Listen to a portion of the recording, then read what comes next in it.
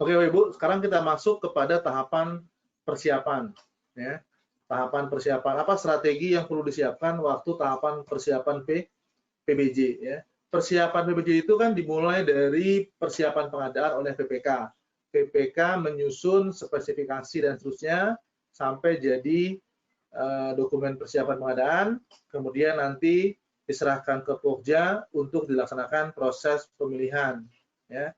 Nah, Pokja juga kemudian melaksanakan proses persiapan pemilihan untuk memastikan proses pemilihannya bisa mendapat penyedia yang oke lah, gitu ya. Nah, maka strategi apa yang perlu disiapkan untuk memastikan bahwa ya semua tahapan persiapan tadi ya akuntabel ya. Akuntabel. Oke, kita mulai ya. Jadi di tahapan persiapan, nah ini coba ya.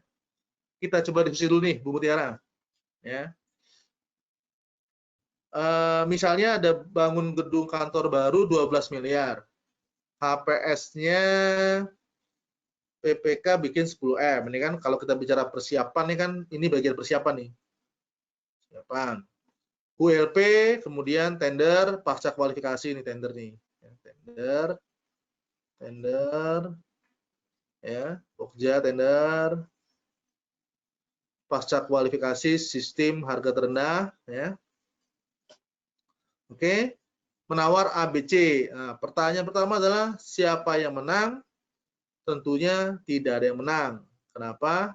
Karena semua penawaran ada di atas HPS. Ya, semua penawaran ada di atas HPS. Oke. Nah, pada waktu yang lalu sebelum Perpres 54 tahun 2010, pemenangnya adalah si C karena waktu itu Perpres 2010 Kepres 18 ya tahun 2003 itu belum menyatakan bahwa HPS merupakan batas tertinggi penawar yang sah. Sudah, berarti tidak ada pelanggaran atau C menang ya. Oke, misalnya yang kedua nih. Kita case yang kedua. Ada si D nawar 6 miliar. Jauh di bawah HPS, jauh di bawah anggaran. Pertanyaannya, menang apa tidak? Wah Pak, terlalu kemurahan. Ya, murah itu kenapa? Kenapa nggak menang? Karena ragu atas kualitas. Ya, ragu atas kualitas sebetulnya kan sudah terjawab pada aspek teknis. Ya kan, harusnya seorang Pokja ketika menggugurkan si D, kebetulan dia lebih murah gitu ya, itu memastikan dengan alasan dan justifikasi yang kuat tanpa perdebatan ya. Karena ini kan sebetulnya kita mendapat kesempatan untuk dapat harga terbaik, bahkan bisa bedanya harga shell lah ya. Nah, itu harus diyakinkan. Kenapa kalau misalnya nggak menang gitu kan? Tapi bukan itu, masalahnya adalah kalau sampai 6M kemudian menang, kemudian pekerjaan selesai sesuai kontrak, pertanyaannya murah atau mahal? Wah, murah, belum tentu. Ya, belum tentu. Auditor mesti membuktikan murah atau mahal meskipun dia jauh di bawah HPS dan jauh di bawah anggaran. Jadi auditor nggak boleh terkesima dengan angka ini 12M, 10M, 6M. Cukup. Kesannya pasti murah lah, tinggalin aja, nggak boleh. Ya. Maka auditor perlu meyakinkan apa yang diyakinkan ini. Pola pikirnya adalah meyakinkan HPS-nya. Betul nggak HPS 10M ini? Jangan-jangan HPS-nya markup, tadi kan? Markup. Berarti seorang auditor kalau mau meyakinkan kewajaran harga kontrak, salah satu yang dicek adalah HPS-nya wajar apa tidak. Oke? ternyata setelah dicek oleh auditor dengan berbagai macam teknik auditor, ya, membuktikan ternyata apa? Terjadi markup item, markup volume, markup analisa dan seterusnya. Padahal wajarnya 5 miliar. Nah, kalau terjadi seperti ini berarti terjadi markup 2 kali lipat kan? Dari 5M menjadi 10M. Oke? Tapi masalahnya apa? Masalahnya nggak 5M, masalahnya cuma 1M. Kenapa? Karena kontrak 6M. Ya. Kalau misalnya PPK-nya kerja benar, HPS-nya 5M, otomatis si 6M nggak mungkin menang. Nah, itu yang dicari oleh auditor tuh. Salah di mana? Salah di HPS. Berarti salah di tahapan persiapan. Ya, itu makanya kita ya, jadi ternyata di tahap persiapan ada hal yang penting diantaranya adalah HPS. Ya. Oke. Nah, sebenarnya pertanyaan lagi tuh, ya, pertanyaannya kelima nih. Ya, tapi nantilah kita bahas setelah pemilihan ya. Nah, jadi di tahap persiapan, ya, spesifikasi sebetulnya sudah dibuat waktu di tahapan perencanaan, ya kan? Tapi, ya, itu kan spesifikasi saat bikin perencanaan, spesifikasi tahun lalu, gitu ya. Maka spesifikasi di tahapan persiapan disusun kembali. Tentunya apa? Menyesuaikan dengan kondisi terkini karena sekarang sudah mau eksekusi kan gitu ya. Masalah pasar dan lain-lain itu menjadi pertimbangan ya. Jadi spesifikasi itu sama teorinya harus sesuai kebutuhan. Jadi jangan sampai tadi tidak sesuai kebutuhan, jangan sampai over spec, jangan sampai under spec. Oke, kemudian mau rinci atau umum. Nah, ini seni nih ya. Mau mengarahkan kepada apa barang tertentu atau nyebut merek, kaidahnya apa? Ya, mau terlalu rinci nanti mengarah berarti menutup orang lain masuk. Ya. Terlalu umum nanti dapat barang jelek. Ya. Nah, maka seorang PPK waktu menyusun spesifikasi intinya adalah serinci-rincinya untuk membedakan kebutuhan. Serinci-rincinya untuk membedakan kebutuhan. Ekstrimnya sampai nyebut merek sah karena untuk membedakan kebutuhan. Jadi kata kuncinya adalah kebutuhan dulu. Kalau ternyata kebutuhannya bisa disediakan oleh banyak merek, banyak barjas, maka biarkanlah mereka bersaing secara umum. Nah, gitu dia. Ya, jadi itu esensinya. Jadi gampangnya adalah spesifikasi mesti disusun serinci-rincinya untuk membedakan kebutuhan dan harus paham bagaimana pasar PBJ-nya yang ada dalam barjas yang sedang kita adakan. Kalau ternyata banyak pilihan, maka biarkan pilihan-pilihan tadi bersaing untuk memenuhi kebutuhan kita sehingga bisa lebih efisien. Ya. Nah, kalau sampai salah merek, kebutuhan menjadi nggak terpenuhi. Ya, terlalu rinci mengarah otomatis beres, boros ya. Nah, itu jadi spesifikasi ketika ditandatangani oleh PPK mesti dijustifikasi ya, kalau konstruksi dengan EE dan seterusnya ya. Kalau barang dengan ya survei dengan pemahaman supply chain dan seterusnya lah ya. Oke, habis semua itu strategi untuk memastikan spesifikasi yang baik ya. Kemudian HPS tadi dibahas. HPS itu cenderungnya adalah markup risikonya ya. Gara-gara apa? Gara-gara PPK tidak ahli. Ya, kenapa nggak ahli? Kebanyakan menyepelekan fungsi HPS. Ya, dianggap fungsi HPS cuma ancer-ancer, pada HPS itu mengendalikan harga pasar. Pasar yang kartel yang segala macam dikendalikan dengan HPS. Karena PPS bilang HPS merupakan batas tertinggi penawar yang sah. Itu artinya HPS punya fungsi sebagai pengendali pasar. Pasar yang kartel bisa dikendalikan dengan HPS. Ya. Pokoknya HPS, kata PPS bilang harus disusun secara keahlian dan data yang dapat dipertanggungjawabkan. Tidak ada prosedurnya. Berarti norma hasil. Berarti PPK mesti memastikan bahwa datanya dapat dipertanggungjawabkan. Berarti apa? Tidak ketemu data lain yang lebih baik dari datanya kita. Nah gitu ya. Oke?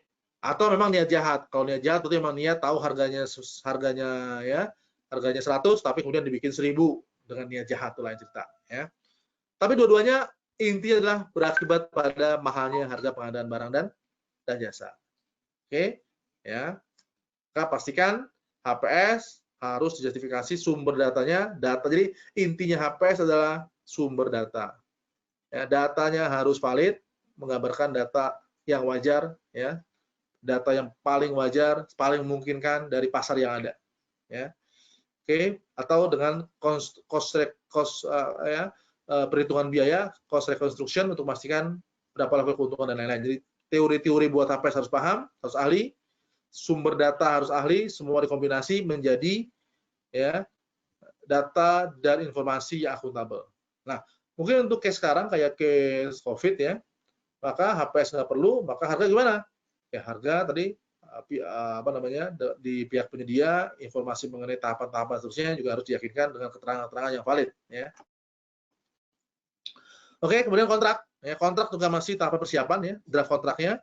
Maka jangan sampai terjadi kelemahan isi kontrak. Jangan sampai terjadi kelemahan isi kontrak atau kontrak formalitas. Ya. Jadi isi kontrak yang lemah akhirnya apa? Menjadi beban PPK. Harusnya mungkin kerugian-kerugian akibat wan prestasi dan lain-lain bisa dibebankan ke penyedia sebagai aspek perdata karena lemahnya isi kontrak, maka penyedia berlindung di balik kontrak. Akhirnya kerugian negara menjadi tidak bisa dibebankan kepada penyedia. Ya. Oke. Nah, kemudian jaminan-jaminan juga punya hal yang perlu dibahas ya. Kenapa? Yang namanya berhubungan dengan pihak ketiga sangat mungkin pihak ketiga cuma investasi. Maka kita untuk menjamin keberlangsungan proses pengadaan barang dan seterusnya, maka jaminan mesti clear ya. Jaminan harus diminta ya, yang perlu sesuai Perpres, nilainya harus cukup, masa berlakunya harus clear dan harus mudah cair. Jadi proses memastikan ini semua terjadi mesti disiapkan oleh para pihak pelaku PBJ dari mulai Pokja sampai PPK ya. Dan auditor memastikan juga, auditor memastikan betul nggak terjadi seperti ini. Nah, itu tahapan persiapan oleh PPK dari mulai spek, HPS, kontrak dan jaminan-jaminannya ya. Nah, kemudian tahapan berikutnya adalah tahapan proses persiapan dan pemilihan. Lanjut nih, penyusunan dokumen pemilihan ya dan pelaksanaan pemilihan. Nah, tadi pertanyaan saya balik kepada case yang tadi ini ya. Kalau misalnya ya ternyata HPS-nya sudah bagus, 10M ini sudah diaudit, ternyata memang PPK punya bukti-bukti yang oke juga, ya. Auditor juga yakin 10M ini harga yang wajar, yang menang pun 6M, sudah selesai, masih mungkin nggak harga menjadi masalah? Kesannya tidak mungkin ya, ternyata masih bisa. Di mana ini dia nih? Di masalah pemilihan. Ya, apa itu? Tentunya waktu bikin dokumen pemilihan, syarat mengada-ngada, metode pemilihan nggak sesuai, jadwal kurang ya, mengakomodasi persaingan ya, sehingga pemenangnya si A atau si B, si C yang sudah diarahkan ya. Padahal sebetulnya mungkin masih ada penawar lain yang bisa lebih efisien ya. Berarti apa? Tentunya di samping kalau ini tadi adalah tahapan pemilihannya, pada saat pemilihannya ya setelah persiapan, maka tentunya apa? Salah evaluasi. Ya, menggugurkan penawar terendah secara tidak sah. Kalau salah evaluasinya menggugurkan penawar yang lebih tinggi itu masih relatif ya, tanpa akibat. Tapi kalau sudah menawar menggagalkan penawar tanpa justifikasi yang kuat atau gara-gara metode pemilihan yang salah, gara-gara metode evaluasi yang tepat, itu yang menjadi sasaran auditor. Berarti kita harus yakinkan bahwa ketika memilih metode juga tepat sesuai dengan jenis pekerjaannya, ya. Kemudian waktu mengevaluasi pun nggak salah, ya. Harus betul-betul aware tinggi terhadap harga yang ya lebih murah karena bisa jadi sebetulnya ya yang digugurkan itu kurang valid ya alasannya. Atau kalau konsultan atau ya non tender itu salah negosiasi. Nah, dua hal ini pengaruh kepada nilai kontrak. Salah-salah yang lain administratif lah. Ya. Oke. Nah, juga kalau ada salah koreksi aritmatik nih. Meskipun sekarang karena pakai SPSE ya, aritmatik sudah ada di SPSE, tentunya kemungkinan salah menjadi lebih kecil ya. Nah, jadi yakinkan Ibu semua proses persiapan pemilihan, nyusun dokumen dan milihnya ya itu ya, tidak terjadi hal-hal seperti ini dengan justifikasi dan data yang kuat, sehingga tidak muncullah tadi ya kemungkinan masih harga tinggi atau salah penyedia.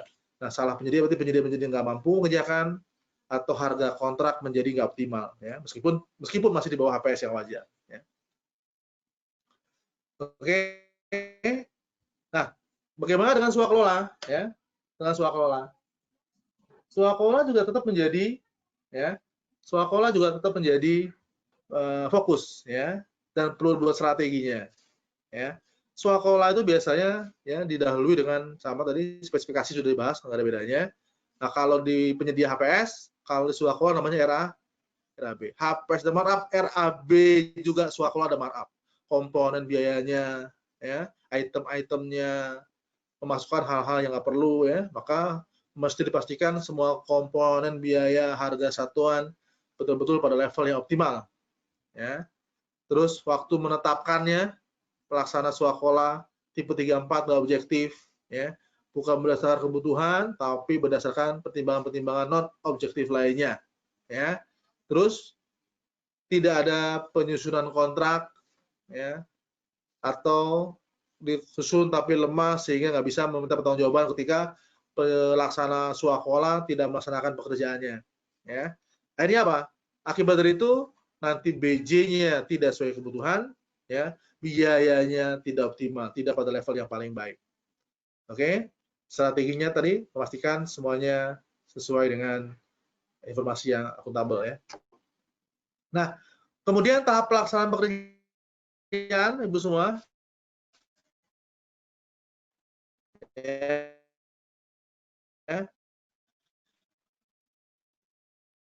Kalau sudah clear di tahapan perencanaan, persiapan, milih ya, maka berikutnya adalah pelaksanaan kontrak. Sudah pelaksanaan price. Bicaranya apa hal-hal yang menjadi kebutuhan kita mesti terpenuhi yang tertuang dalam kontrak. Maka kita perlu meyakinkan realisasi harus sama dengan kontrak, sama dengan pembayaran. Ya, oke. Jangan sampai ada perbedaan realisasi ya, itu kurang dari kontrak ya, bahkan pembayarannya ya, jadi kelebihan. Kemudian biasanya juga dalam pelaksanaan kontrak hati-hati ya, proses pengalihan seluruh pekerjaan ya. Ada makelar proyek ya, itu juga biasanya yang terjadi. Nah, itu semua dipastikan dengan mekanisme yang baik sehingga ya hal-hal terkait dengan pelaksanaan kontrak dari mulai perubahan kontrak rekayasa biasanya dilaksanakan untuk menutupi uang prestasi, penalti denda yang nggak dijatuhkan, penghentian kahar tidak sesuai ketentuan. Jadi ini semua Bapak Ibu semua ya, kalau sampai terjadi ya, maka akan menjadi sasarannya masalahnya auditor, dan itu sebenarnya menjadi masalahnya PPK. Oleh karena itu, kalau sampai terjadi pastikan dengan justifikasi yang kuat. Syukur-syukur nggak terjadi, berarti dicegah, dibuat manajemen kontraknya dengan baik. Ya. Oke semua ya, kenapa? Akibatnya nanti kalau itu terjadi, pembayaran bisa jadi akan melebihi prestasi, itu nih kerugian negara. Ya. Atau penalti yang harusnya menjadi hak negara tidak diperoleh, ya, gara-gara tadi misalnya adendum untuk menutupi prestasi, ya, dan seterusnya, ya. Demikian juga pelaksanaan swakelola, ya. Pelaksanaan swakelola tentunya swakelola beda dengan penyedia. Swakelola itu bicaranya input base, ya. Jadi kalau kita bicara input base maka ya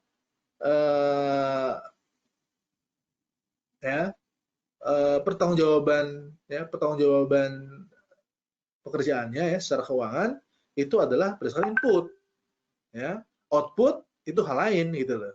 Output tetap mesti dilaksanakan sesuai dengan kontraknya, maka tetap ada realisasi kontrak dan pembayaran tuh. Jadi tidak ada kontrak total biaya gitu kan ya, ini harus di SPJ-kan, tidak. Total biaya dalam RAB hanya kira-kira ya, kenyataan di lapangan meng SPJ-kan apa adanya sesuai dengan transaksi yang real di lapangan. Ya. Oke, kemudian swakelola itu kadang juga dialihkan kepada penyedia. Berarti ini bicaranya bicara harga sebenarnya. Bicara RAB nih, kemungkinan bisa diserahkan penyedia berarti ada RAB-nya ketinggian. Kalau RAB-nya bagus, nggak mungkin sebetulnya dialihkan ke penyedia. Kenapa? Karena RAB-nya swakola kan hanya bicara cost. Nah, kalau cost-nya saja, berarti penyedia ada untung, nggak ada penyedia yang mau harusnya. Ya. Nah, kadang-kadang juga ada masalah, SPJ pembayaran merekayasa bukti. Jadi untuk menyesuaikan dengan RAB, SPJ-nya seakan-akan persis dengan RAB. Nah, ini indikasi sebetulnya bahwa terjadi rekayasa swakelola. Ya. Akhirnya apa? Pembayaran melebihi prestasi. Karena prestasi pembayarannya itu sebetulnya input base kan? Ya. Kecuali mungkin yang tipe 3 atau tipe 4 ya. Itu sebetulnya harus diyakinkan dengan inputnya kan? Karena inputnya bukan seperti penyedia, input urusan penyedia kan gitu ya. Oke. Nah, kira-kira begitu Bu Mutiara ya. Itu gambaran besarnya ya, dari mulai tadi esensi strateginya adalah seperti bahas tadi nih ya. Jadi strategi menghadapi auditor adalah mencegah, memahami risikonya, jangan sampai terjadi masalah. Oke.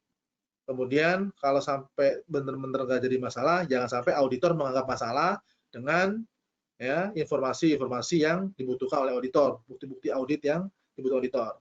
Maka tadi sudah kita bahas satu persatu dari semua tahapan. Baik, terima kasih Mbak Mutiara. Mudah-mudahan semuanya sehat-sehat semua. Assalamualaikum warahmatullahi wabarakatuh.